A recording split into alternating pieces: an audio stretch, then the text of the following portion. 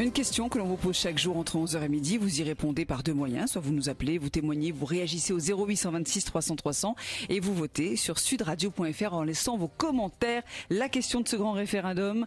Hollande a 4% d'opinion favorable. Doit-il démissionner? Oui, non, qu'en pensez-vous? C'est à vous de nous le dire. Et oui, le dernier baromètre du Cevipof, le centre d'études de la vie politique française sur la popularité de François Hollande est apocalyptique, puisque seuls 4% des Français sont satisfaits de son action, dont seulement 1% de très satisfaits, 70% étant insatisfaits et 26% ne se prononcent pas. Depuis le lancement de ce baromètre en novembre 2015, jamais le chef de l'État n'était tombé aussi bas, puisque lors de la première vague, 12% des sondés se disaient satisfaits, ce taux étant tombé à 8% en janvier, à 4%, donc la moitié aujourd'hui. Pour en débattre, Christophe Castaner, député maire PS de Forcalquier, Erwan Lestrohan, directeur d'études BVA Opinion, sondage politique, actualité, société, et l'invité fil rouge est Jacques Beau, analyste stratégique suisse, spécialiste du renseignement et du terrorisme et colonel d'état-major dans l'armée helvétique, auteur du livre qui vient de sortir, Terrorisme, mensonges politiques et stratégie fatale de l'Occident, aux éditions du Rocher. La tradition de l'émission veut, Jacques Beau, que l'invité fil rouge commence et conclue. Alors déjà, bonjour. Bonjour. Bienvenue sur Sud Radio. Comme aujourd'hui le débat est sur François Hollande, c'est très intéressant de vous avoir comme vous êtes suisse pour avoir une vision étrangère. Vous vivez à Bruxelles aussi également, donc une vision européenne et suisse et même mondiale, comme vous parlez du terrorisme au niveau mondial. On va commencer en parlant de François Hollande par rapport à votre livre. Quelle image a-t-il en politique étrangère du côté de la Suisse ou de la Belgique ? Ben, en fait, on a une perception qui est pas très éloignée de ce qu'on trouve en France, c'est-à-dire quelqu'un qui semble plutôt indécis, qui n'apparaît pas comme étant un président comme on se les imagine en Suisse. On a l'image d'un président à la De Gaulle ou à la peut-être Chirac ou à la Mitterrand même en Suisse. Et c'est-à-dire un monarque républicain. C'est un peu ça, oui. C'est un peu l'idée qu'on se fait du président. Et là, il y a beaucoup naturellement d'anecdotes qui ont considérablement amusé l'opinion suisse, notamment les épisodes de scooter, oui. Ce genre de choses. C'est parfois très dangereux de circuler en deux roues.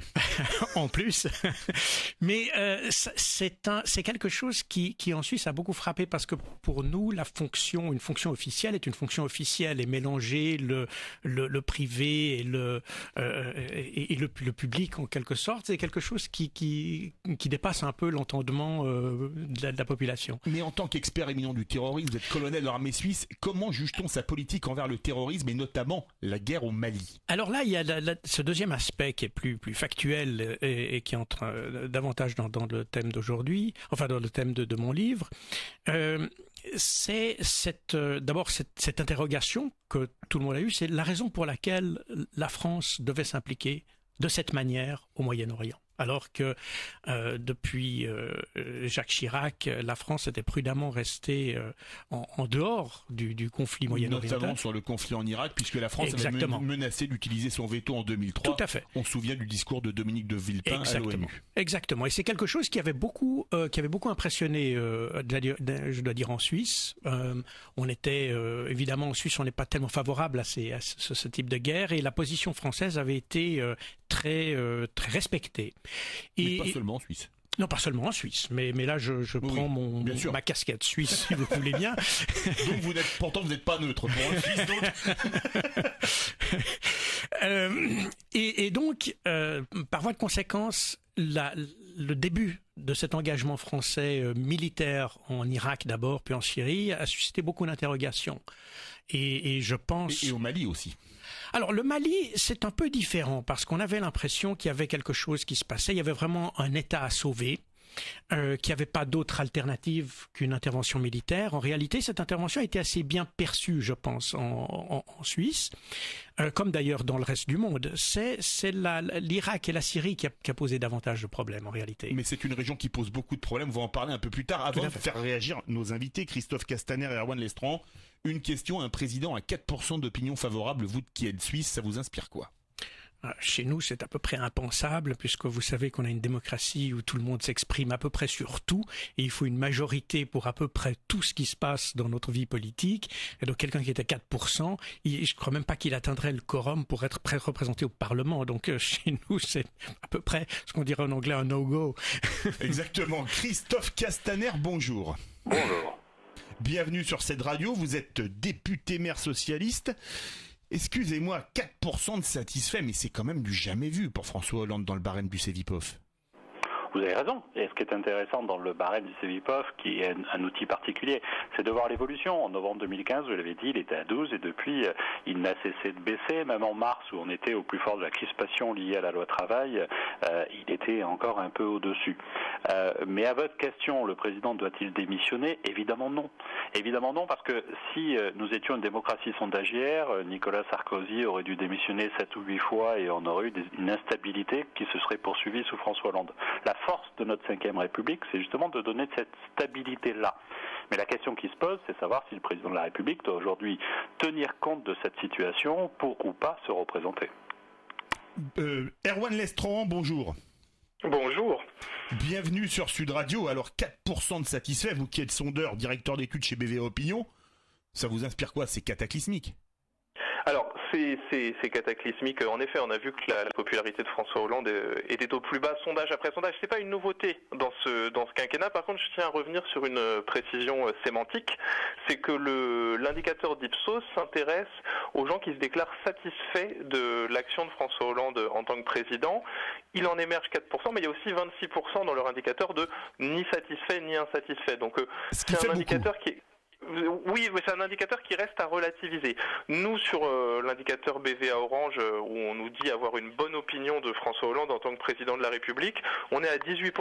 18%, c'est un score qui est supérieur, qu'on peut relativiser aussi parce que dans ces 18%, il y a une certaine bienveillance de sympathisants socialistes qui restent fidèles et loyaux à François Hollande, quels que soient finalement les événements qui émaillent le quinquennat. Ce qui est intéressant, par contre, c'est de voir que la popularité de François Hollande est donc sous la barre des 20%, que consécutivement à la sortie du livre d'entretien qui a fait encore des remous, pour la première fois dans notre baromètre, François Hollande est sous la barre des 50% de bonnes opinions auprès des sympathisants socialistes, qui était la dernière population sur le plan politique qui lui restait majoritairement favorable. Et encore ces 18% de François Hollande, il faut les mettre en perspective historique. En novembre 94, donc avant sa réélection, Jacques Chirac était à 53% de bonnes opinions. En novembre 87, François Mitterrand était à 58% de bonnes opinions. Et si on va en novembre 2011, Nicolas Sarkozy, donc qui a atteint quasiment 49% au deuxième tour en 2012, Nicolas Sarkozy est élu à 38% de bonnes opinions. Donc ce qu'il faut, c'est vraiment raisonner, comme le disait M. Castaner, en termes de variation dynamique. Depuis un an, les choses ont encore nettement diminué, mais aussi en termes de comparaison avec ses prédécesseurs, ce qu'on voit surtout, c'est que son potentiel de réélection en 2017 aujourd'hui apparaît extrêmement limité. Christophe Castaner, ça 4% de satisfaits, 1% de très satisfaits. Comment est-ce que vous expliquez ce score 1%?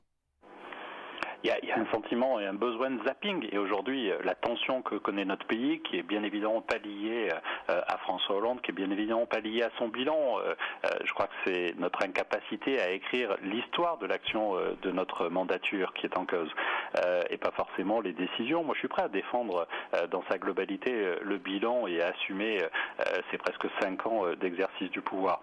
Mais très clairement, toutes ces tensions se traduisent par un rejet d'une politique et d'une absence d'histoire écrite par le président de la République. Et aujourd'hui, on voit bien qu'il y a une focalisation sur la personne. Moi, je trouve cela injuste. Il n'empêche qu'on a une focalisation contre le président et l'homme politique François Hollande. Votre intervenant, Jacques Paul, l'a dit. C'est pas seulement du Hollande bashing, c'est aujourd'hui un problème d'incarnation. Je pense que la première erreur commise par François Hollande a été celle de la présidence normale. Nous sortions d'une élection où la base de l'élection, c'était le rejet de Sarkozy, l'anti-droite, l'anti-sarkozysme.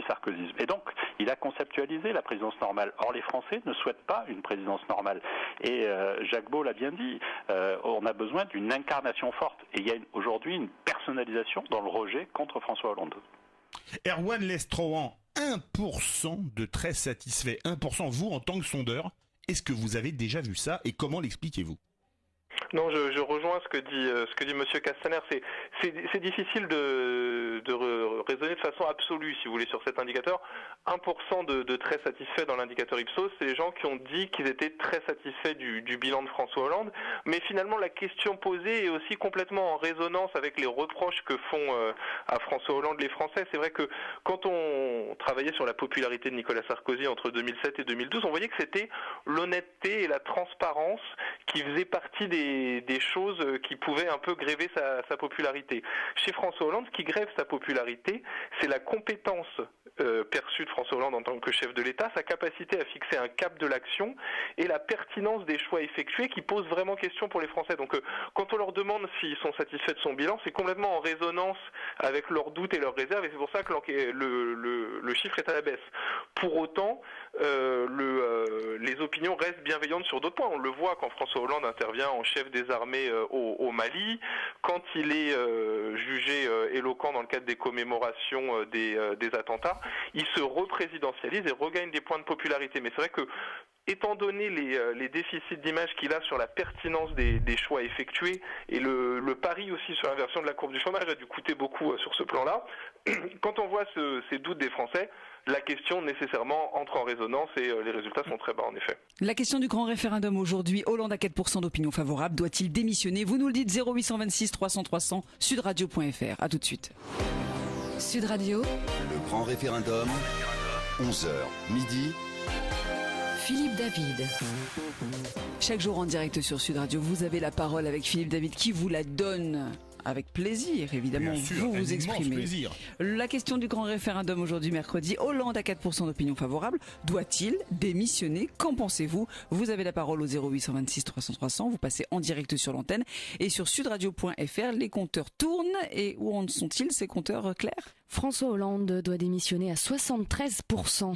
Bien. Et Killer ajoute sur sudradio.fr: pourquoi vouloir qu'il démissionne? C'est un individu tellement satisfait de lui-même que ce n'est surtout pas ce qu'il envisagerait, même avec un 2% d'opinion favorable. Attendons qu'il prenne la raclée électorale du siècle. Je crois qu'il est rhabillé pour les hivers à venir, avec cravate de travers, tout compris. Ah oui, les cravates de travers. Mais c'était le RPR. C'était le RPR et l'UDF qui avait commencé la cravate de travers il y a 30 ans avec Vivement demain à l'affiche. Mais les plus jeunes ne se souviennent que de François Hollande. Avec nous, Christophe Castaner, député maire PS de Forcalquier, Erwan Lestran, directeur d'études BVA Opinion, et notre invité fil rouge, Jacques Beau, analyste stratégique suisse, colonel de l'armée suisse, spécialiste du renseignement et auteur du livre Terrorisme, mensonge politique et stratégie fatale de l'Occident, publié aux éditions du Rocher. Jacques Beau, vous avez entendu ce que disaient Christophe Castaner et Erwan Lestran. Moins de 50% d'opinion favorable chez les socialistes. Est-ce que Hollande a une crédibilité pour être à nouveau candidat dans quelques mois? Et comment est-ce qu'on voit ça de Suisse ou de Belgique ou d'ailleurs? Alors si on regarde l'image générale des paysages politiques qu'on a aujourd'hui un peu partout dans le monde, on s'aperçoit que les populations sont de plus en plus fatiguées des systèmes, des establishments, comme on dit en anglais, traditionnels, des partis traditionnels. On le voit avec Trump aux États-Unis. On voit avec Trump, exactement. Au-delà du parti républicain. Exactement. Enfin, c'est dans une perspective européenne, il est presque impensable qu'il soit même arrivé au point où il est arrivé, avec tant d'éclats, d'écarts, de bavures, de bévues, etc. Et il arrive quand même à ce point-là. Il reste très populaire. Je pense que le résultat reste très ouvert encore aux États-Unis, parce que les gens en ont un peu assez des systèmes traditionnels. On l'a vu en Angleterre avec le Brexit, qui échoue et qui amène d'ailleurs. On le voit en Allemagne avec la montée de l'AfD. On le voit également en Allemagne, on le voit un peu partout, on le voit aussi avec la montée de l'extrême droite en Hongrie, on le voit en Autriche, on le voit un peu partout. Et tout ça est un peu lié aussi avec une situation sécuritaire qui n'est pas, qui semble être de plus en plus incertaine un peu partout en Europe, pas seulement en France. La Belgique est aussi touchée.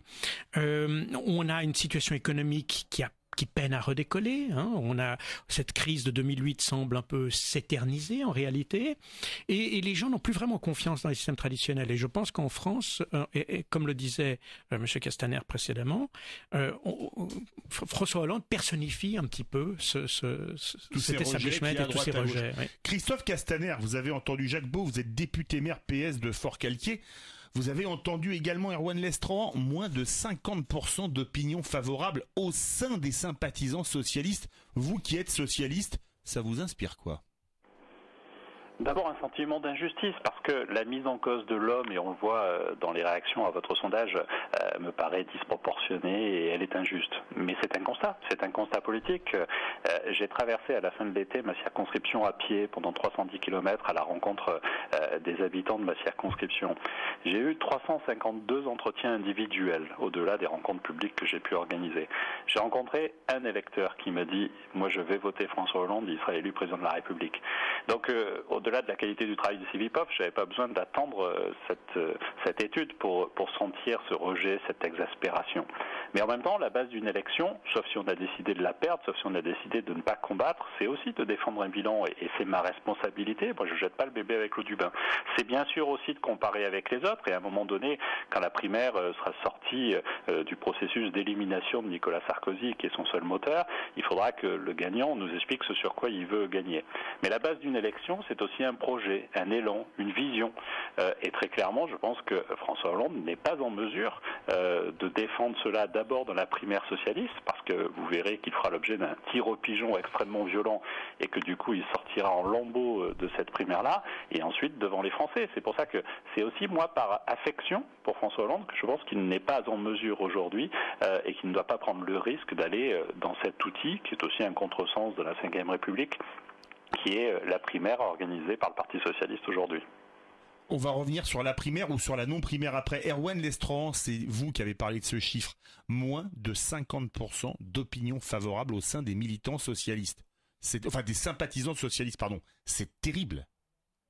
C'est une nouveauté. C'est vrai que pour un comparatif encore, Nicolas Sarkozy est resté même très clivant auprès des Français, très bas en termes de popularité, restait tout de même entre 70 et 80% de bonnes opinions auprès des sympathisants UMP à l'époque pendant son quinquennat. Donc là, c'est vraiment quelque chose de très spécifique qu'on a là qui se dessine. Mais c'est vrai que pour revenir sur ce qui a été dit, la réponse n'est pas forcément en dehors des partis politiques, mais peut-être plus sur le projet, sur le fond et sur les propositions qui sont avancées. Et évidemment, avec cette cote de popularité-là auprès des sympathisants socialistes, donc sous la barre des 50%, François Hollande s'avancerait dans une primaire où le corps électoral sera composé dans une grande majorité de sympathisants socialistes, s'avancerait pas forcément en position de favori. Du moins pas en termes de leader pas en position de leader naturel. C'est la question du grand référendum ce matin, en ce mercredi, sur Sud Radio. Hollande à 4% d'opinion favorable.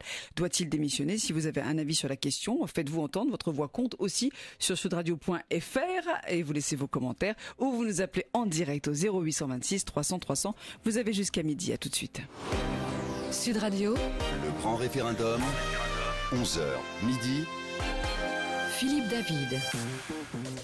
Vous êtes citoyen, vous avez voté, vous voulez voter, eh bien vous avez la parole en direct sur Sud Radio, 11h midi le grand référendum avec cette question. Hollande à 4% d'opinion favorable, doit-il démissionner? Vous pouvez vous exprimer sur le sujet évidemment, avec plusieurs manières à votre service. 0826 300 300, donc le téléphone, et puis sudradio.fr avec un sondage qui tourne où vous donnez votre avis, où vous laissez vos messages.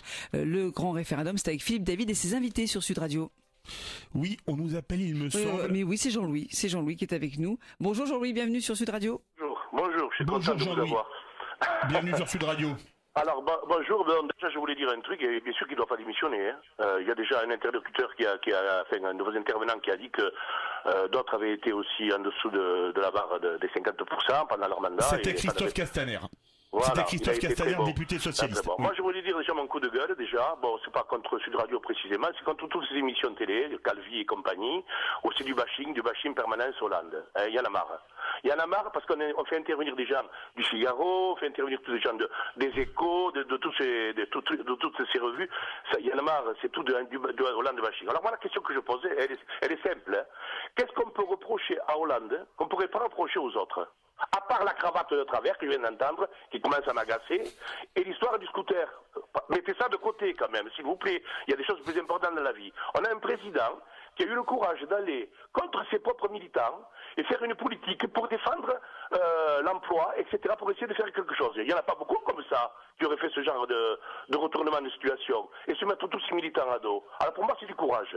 Par contre, le Suisse, là, qui a parlé de la guerre en Irak, là, et de la Syrie, là, dites-lui qu'il est bien content, le Suisse, de laver l'argent sale, là, et que personne ne vient l'emmerder. S'il avait 300 morts dans un attentat, demain, il ne dirait pas Hollande.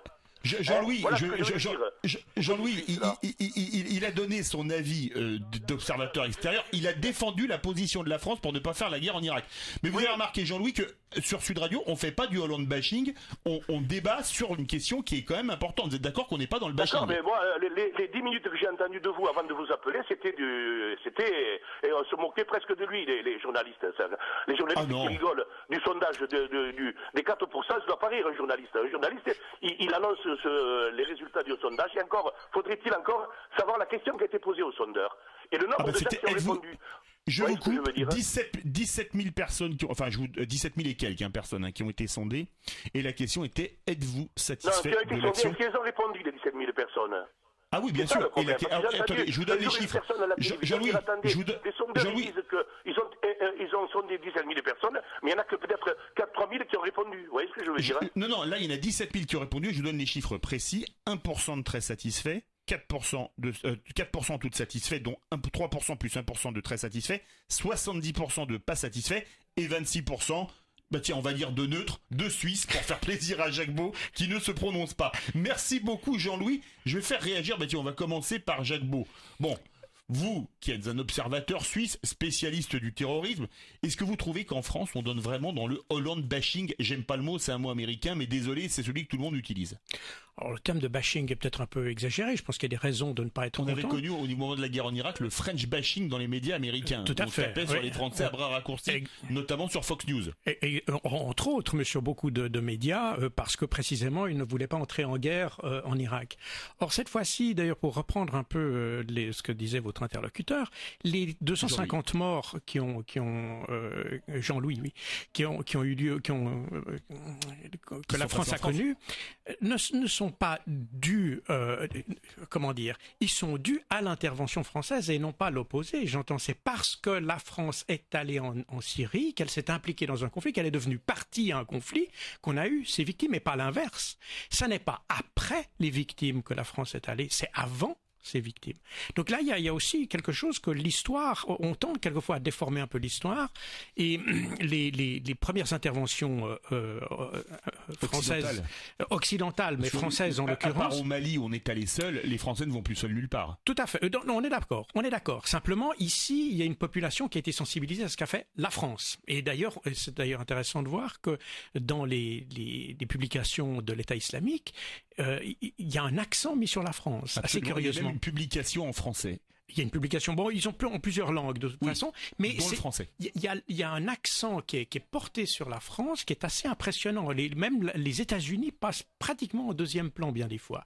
Pourquoi? Parce que en France, il y a eu l'intervention a été très bruyante aussi politiquement. Elle a servi en réalité le pouvoir en place. Et ça, c'est quelque chose qu'on a tendance à ignorer. La France est allée d'abord en Irak. Ensuite, on a eu les événements de janvier 2015 à Charlie Hebdo. Mais elle était déjà allée au Mali en 2013, en janvier 2013. Oui, elle était déjà allée en 2013, mais au Mali, je ne pense pas que le Mali ait eu une grande importance dans le déclenchement du terrorisme. Non, exactement. Et je pense même que, parce qu'il y a une chose qu'il faut comprendre, et que d'ailleurs qui est très visible quand on lit les messages de l'État islamique, sont les frappes aériennes qui choquent. Pas des soldats au sol.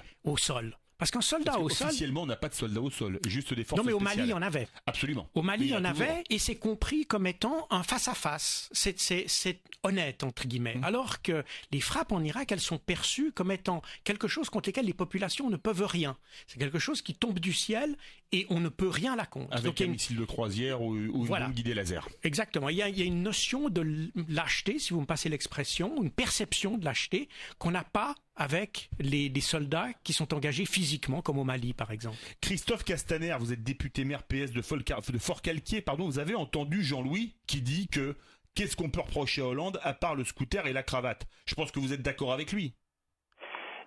Je suis d'accord sur la défense de François Hollande, mais je pense qu'on peut assumer d'autres reproches, notamment celui de ne pas avoir assumé ou de ne pas avoir écrit une histoire. François Hollande est avant tout un social-démocrate. Il a fallu 18 mois avec Jean-Marc Ayrault pour qu'on assume d'être social-démocrate. François Hollande est un libéral sur la question économique. Un social-démocrate qui dit mon ennemi c'est la finance, il y a quand même un léger problème. Ah non, alors pour moi aucun, parce que la question d'être social-démocrate, c'est une question de méthode, c'est pas une question de fond. Mais j'allais aborder le deuxième sujet justement. François Hollande, au fond, il suffisait de lire ses prises de position avant qu'il soit candidat à la primaire, est un libéral sur la question de l'économie, sur la question de la liberté. Et je parle pas du capitalisme sur ce sujet-là. Et au fond, on l'a pas assumé non plus. C'est toute la difficulté du Parti socialiste, c'est qu'aujourd'hui, il y a des approches extrêmement divergentes que nous n'avons pas assumées. Et le président de la République a été à la recherche de ce point d'équilibre. Mais de fait, il n'a pas donné la lisibilité nécessaire à ses choix. Moi, je suis partisan du pacte de responsabilité, je suis partisan du fait que c'est dans l'entreprise qu'on crée de l'emploi et qu'il fallait réhabiliter, redonner de la compétitivité à nos entreprises, et pourtant, on ne l'a pas assumé. Mais vous savez, tout le paradoxe, on le voit bien, et même en écoutant Jacques Beau à l'instant, c'est que d'un côté, on fait un procès en faiblesse à François Hollande, et en même temps, on lui reproche d'être offensif, notamment sur l'international. Vous voyez la difficulté. Et on nous explique que les attentats qu'on aurait eus en France sont liés à ce caractère offensif.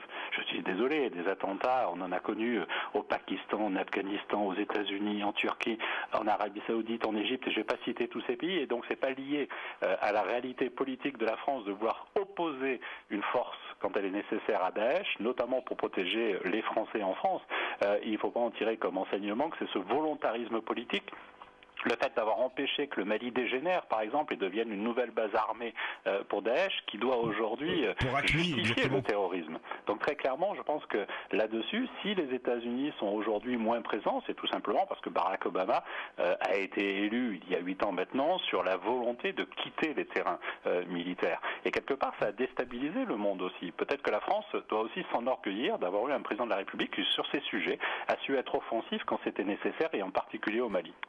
Mais Christophe Castaner, avant de faire réagir à Erwan Lestran, quand je vous entends, j'ai l'impression de voir Bush, mais pas Bush fils, Bush père, qui après la fin de la guerre, la première guerre d'Irak, la guerre du Golfe, était au summum de la popularité, mais avait été battu par Clinton.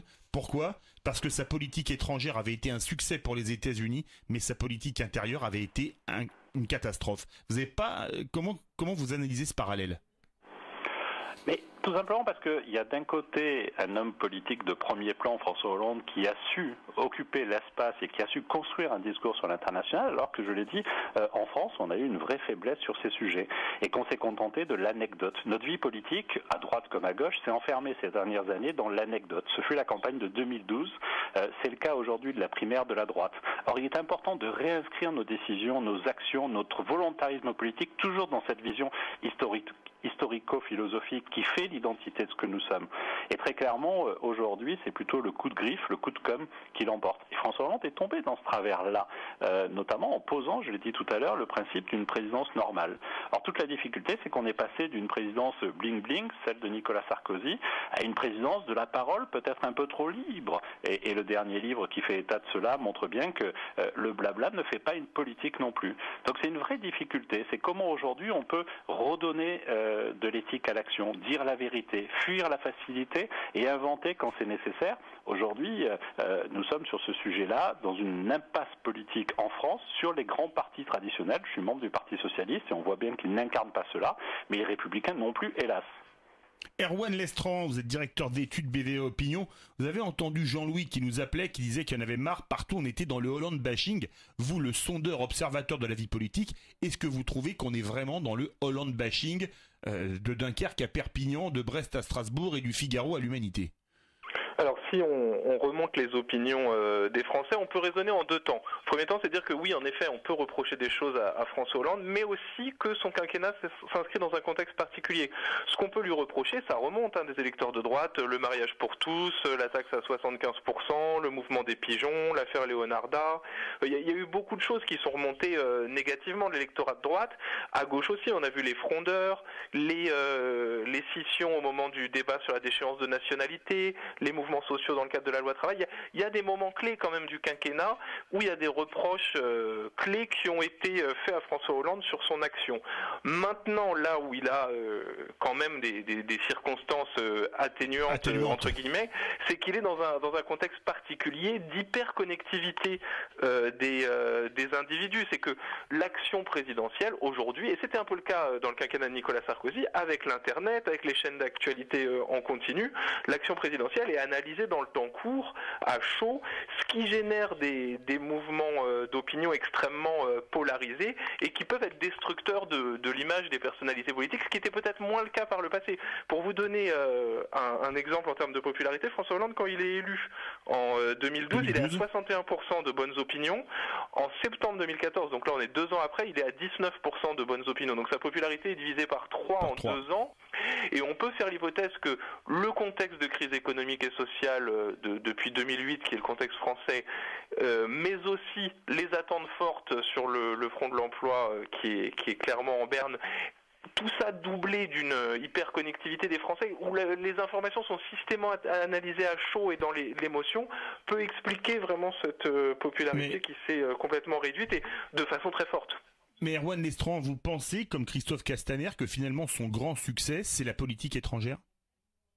Alors, sur la politique étrangère, on a peu de débats dans la population française. C'est bien pour ça que ça explique la popularité, parce que le Français, il compte son pouvoir d'achat et voir s'il a un boulot ou pas.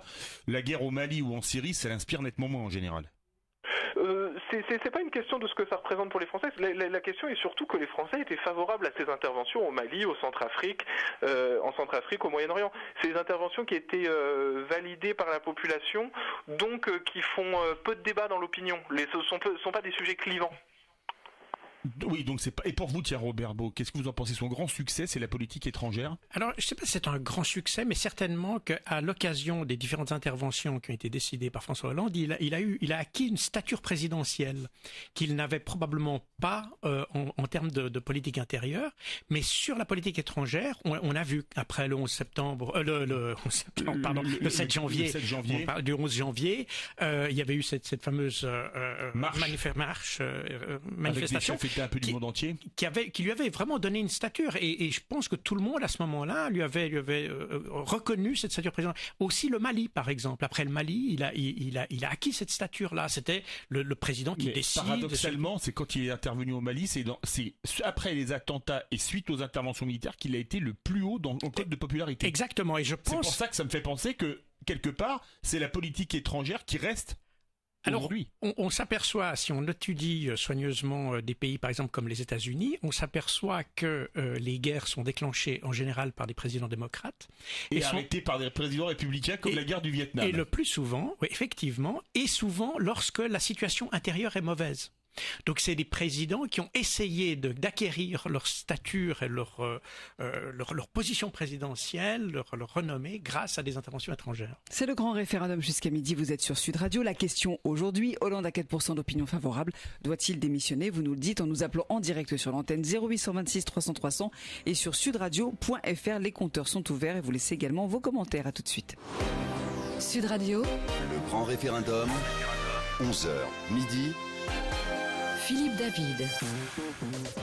Et oui, cette question du grand référendum, comme chaque jour, vous avez la parole en vous exprimant en direct sur l'antenne. Hollande a 4% d'opinion favorable. Doit-il démissionner ? 0826 300 300. Et puis bien sûr, avec le sondage qui est en cours sur sudradio.fr, est-ce que ça a changé un petit peu, Claire ? Il bouge très légèrement. Vous êtes 75% à dire oui à la démission de François Hollande. D'accord. Et puis Philippe David avec ses invités que vous retrouvez jusqu'à midi. Christophe Castaner, député maire PS de Fort-Calquier, Erwan Lestran, directeur d'études BV à Opinion, et l'invité fil rouge Jacques Beau, analyste stratégique suisse et auteur du livre Terrorisme, mensonges politiques et stratégie fatale de l'Occident. Allez, au téléphone 0826 300 300, Gilbert est avec nous. Bonjour Gilbert, bienvenue sur Sud Radio. Oui, bonjour. Bonjour Gilbert. Oui, bonjour. J'intervenais juste pour vous dire quelque chose qui m'étonne quand même énormément. Comment se fait-il que vous posiez cette question ? Parce que Hollande est très bas dans les sondages. Est-ce qu'il doit démissionner ? Jusqu'à preuve du contraire, il a été mis en place par un vote un vote des gens, quoi. Alors il suffirait maintenant d'un mauvais sondage pour qu'on le fasse démissionner, mais je comprends plus. On n'est plus en démocratie, on est où là? Gilbert, vous me permettez de vous poser une question? Oui. Jean-Luc Mélenchon a proposé, au cas où il serait élu président de la République, qu'il y ait un sondage, entre guillemets, ou un référendum à mi-mandat, et s'il est défavorable, le président est destitué. Qu'est-ce que vous pensez de cette proposition de Jean-Luc Mélenchon? Oui. On a fait un mandat de 5 ans pour que justement il y ait une continuité. Et qu'il y ait une correspondance entre les législatives et les présidentielles. Alors maintenant, de nouveau, à mi-mandat, les Américains le font. C'est les midterms. Hein? C'est les midterms. Les élections de midterm, oui, de mi-mandat. Oui, mais il démissionne pas quand même. Ah non, le président est élu pour 4 ans de toute façon. Merci beaucoup Gilbert, je vais faire réagir nos invités. Christophe Castaner, vous êtes d'accord avec Gilbert, vous avez dit qu'il n'avait pas à démissionner puisqu'il a été élu pour 5 ans, ce qui se comprend soit dit en passant. Par contre, hier, il y a un chiffre qui est tombé et qui n'est pas la cote de popularité de François Hollande, c'est le chiffre du chômage qui était en gros mieux, on va dire ça comme ça. Et on a l'impression que l'inversion de la courbe du chômage qui était la condition sine qua non pour une nouvelle candidature de François Hollande, cette condition ne fonctionne même plus. Qu'est-ce que vous en pensez ? Votre constat est juste. C'est d'abord une bouffée d'oxygène bienvenue pour le président de la République. Mais on peut craindre qu'elle soit trop tardive pour sauver le bilan Hollande, même si cette baisse est spectaculaire. Regardons, c'est les 3 derniers trimestres qui sont positifs. C'est le chômage des jeunes de moins de 25 ans qui est aujourd'hui à un niveau inférieur à celui que nous avons connu en 2012. Et c'est vrai que c'est un engagement fort du président de la République. Mais tout à l'heure, vous évoquiez le bilan. Le bilan de François Hollande, il n'est pas défendable que sur l'international. Nous avons restauré nos comptes publics, nous avons comblé le déficit de la sécurité sociale. Une retraite qu'a porté Jean-Marc Ayrault, qui est passé presque inaperçu, c'est une réforme, pardon. C'est l'équilibre des retraites, le retour de la retraite à 60 ans. Tout ça sont des sujets sur lesquels moi je peux me battre. Mais c'est vrai que ça ne donne pas une vision globale. Et très clairement, pour répondre à votre question, cette baisse spectaculaire du chômage, à mon sens, arrive trop tardivement pour sauver le bilan et la lecture de ce bilan. Mais très clairement, je revendique le fait que nos institutions de la Ve République permettent la stabilité et qu'il faut laisser le président présider jusqu'au terme. Et je dirais avec affection aussi à Jean-Luc Mélenchon que s'il considère que un sondage défavorable à mi-parcours doit susciter la destitution du président, qu'il regarde déjà le sondage et les sondages qu'il a actuellement et qui devrait l'inviter à ne même pas être président ou candidat à la présidence de la République. Erwan Lestran, vous êtes directeur d'études BVA Opinion. Vous avez entendu même les chiffres du chômage, la fameuse condition sine qua non pour une nouvelle candidature. Ils sont bons hier et pourtant on a l'impression que ça ne peut même pas renverser la vapeur. On peut imaginer quand même que ça renverserait la vapeur, pas forcément, mais que ça peut remonter les bonnes opinions à l'égard de François Hollande quand même, parce que c'est l'emploi aux côtés de la lutte contre le terrorisme et l'éducation, ça fait partie des 3 thèmes dont les Français tiendront le plus compte lors de leur vote en 2017, dans ce qu'ils nous disent dans les sondages. Donc évidemment, c'est un levier de popularité et avec des bons résultats, ça peut être favorable à François Hollande. Pour autant, c'est vrai qu'il y a une telle défiance des Français à l'égard de l'action menée par l'exécutif sur le front de l'emploi que ça arrive peut-être un peu tard en effet. Et j'en profite pour signaler, parce que c'est vrai que sur la question François Hollande doit-il démissionner ? Évidemment, les instituts de sondage ne se prononcent pas sur cette question, mais produisent des mesures ponctuelles de l'opinion des Français à l'égard de l'action de l'exécutif. Et ça n'a pas du tout vocation à se produire une démission de François Hollande. C'est pas prévu par le contrat républicain. Dernière question, Christophe Castaner et Erwan Lestran, pour des réponses courtes. Est-ce que pour vous, François Hollande pourrait passer une primaire ? À gauche, bien évidemment. Christophe Castaner. Je crains que ce soit difficile aujourd'hui et je pense qu'il doit s'épargner cela. La primaire, ça va être le tir au pigeon. On voit bien qu'aujourd'hui, tous les candidats à la primaire sont des candidats qui ne sont pas sur un projet, mais qui sont dans l'anti-Hollande. Et donc, très clairement, moi, je pense que le président doit réfléchir à cela. On n'est pas dans la campagne de 2012. On n'est pas dans la même primaire que la droite. Et aujourd'hui, je pense qu'il nous faut une nouvelle incarnation politique. Il nous faut une vision différente. Il nous faut sortir des clivages habituels droite-gauche qui ont montré leurs limites. Moi, j'accompagne Emmanuel Macron dans ce combat-là aujourd'hui et je pense qu'il y a des enjeux dans cette campagne présidentielle qui sont celles de la réinvention du politique. Erwan Lestran, pour vous, François Hollande peut-il passer une primaire ? Oui, tout à fait. François Hollande peut atteindre 50% des suffrages au deuxième tour d'une primaire à gauche. Maintenant, une fois qu'on a dit ça, il reste quand même énormément d'inconnus. Pour l'instant, son potentiel électoral apparaît trop limité. On le voit bien, il est en dessous de la barre des 50% de bonnes opinions auprès des sympathisants socialistes. Aujourd'hui, en l'état des choses, on peut imaginer que c'est compromis ou du moins très limité. Pour autant, les choses peuvent revenir avec une dynamique de campagne qui s'installe. Pour l'instant, il est président, il n'est pas candidat en campagne.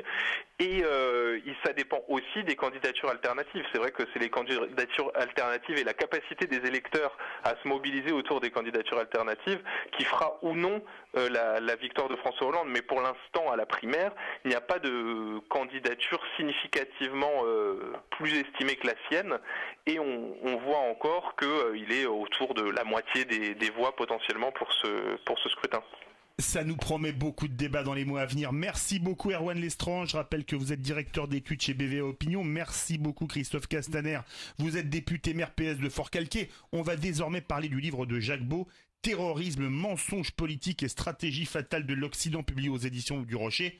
Jacques Beau, l'Occident est responsable des guerres qu'il y a aujourd'hui au Moyen-Orient, au Proche-Orient, dans l'Afrique subsaharienne et du terrorisme qui en découle dans ses frontières ? Alors très très clairement, même si quand on parle d'Occident, on pourrait réduire encore le spectre aux États-Unis.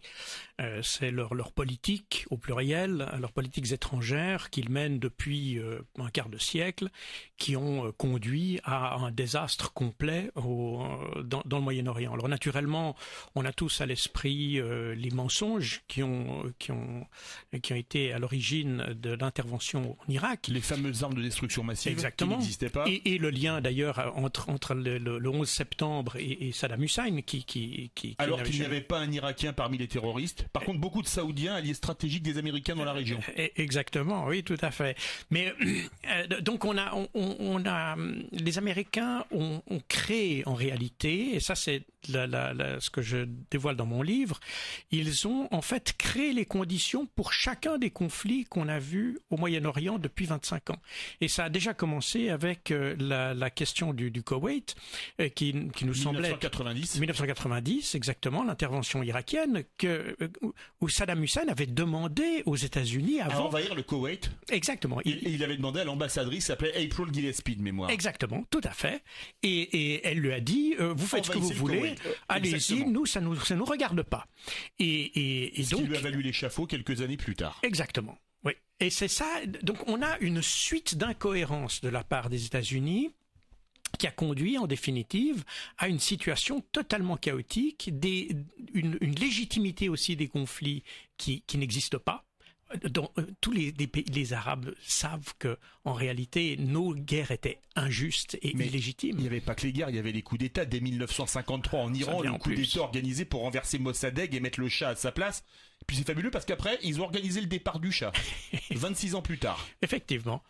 Oui, il y a eu une mainmise de la politique des politiques moyen-orientales par les Américains qui a été catastrophique parce que les Américains n'ont pas vraiment compris et ne comprennent toujours pas d'ailleurs la subtilité de la mentalité arabe d'abord et de la mentalité musulmane d'autre part. L'Orient compliqué, comme disait le général de Gaulle. C'est exactement ça et on le voit aujourd'hui à l'égard de la politique qu'ils ont à l'égard de l'État islamique où on a des déclarations très virile du président Hollande, comme qu'on veut détruire l'État islamique, mais la France participe à 7% seulement des frappes au Moyen-Orient, et le 92% des frappes qui sont faites par les Américains sont en réalité pas pour détruire l'État islamique, mais seulement pour le contenir. Ce qui est un vrai problème. Alors ce livre, Terrorisme, mensonge politique et stratégie fatale de l'Occident, publié aux éditions du Rocher, livre de Jacques Beau, est passionnant, une bible pour comprendre l'évolution du monde et des guerres au Proche-Moyen-Orient et aujourd'hui du terrorisme. Merci beaucoup Jacques Beau, tout le succès possible pour votre livre. Allez, direction le résultat final de ce sondage, de la question du grand référendum. Hollande à 4% d'opinion favorable. Doit-il démissionner? Claire, qu'est-ce que ça dit? Toujours 75% ce matin à dire oui, Hollande doit démissionner.